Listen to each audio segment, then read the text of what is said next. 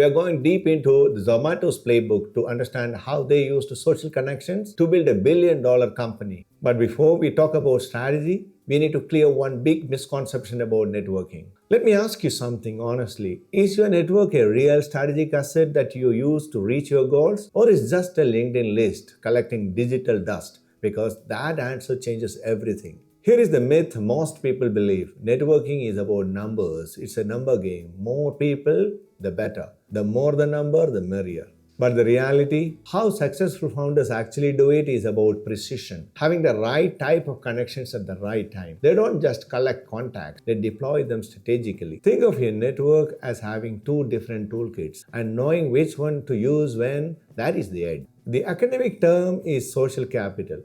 But don't get put off by the jargon. Think of it as a real resource, something you can build, invest in, and use to get things done, just like money. On the left, you have bonding capital. These are strong ties, your inner circle, people you trust for honest feedback and support. Their role is to help you get by or survive the early days of your business. On the right, you have bridging capital. These are weak ties, your wider network. They bring new ideas, new opportunities, and access to capital. Their role is to help you get ahead in your business. Now let's see how this plays out in real life. And honestly, Zomato is the perfect case study to understand this. Rewind the clock. Before it became the Zomato we know, it started as a small project called Foodie Bay.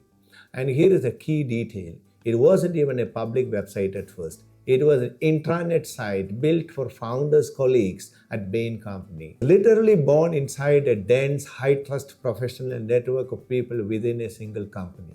If we get closer, Zomato's growth story follows a clean three-step playbook. Step 1, incubate. They use their bonding capital, the Bain colleagues, to get fast, high-quality feedback almost at zero cost. Step 2 is to leverage. They use shared credentials from Bain Company and IIT Delhi to build trust and raise the first $1 million seed round from InfoEdge Company. And thirdly, to scale, they shifted gears. They started activating weak ties to connect with large VCs like Sequoia and to find global expansion. So now we have the theory and we have the Zomato story. Here is the interesting part. Their journey matches the social capital framework. Our framework predicts that founders pivot from personal strong ties to professional weak ties at around 18 months mark. Zomato stayed on internal project for roughly a year and a half before raising VC funding, pretty much spot on the framework. If you remember one thing from this video, make it this. When your goal is finding product market fit at early stage in your business, lean on your strong ties. But when it's time to scale, you have to pivot. That is when you activate your weak ties. In an age of AI and fancy algorithms, your ability to strategically use your social capital might still be one of your most powerful and timeless assets you can build. What do you think?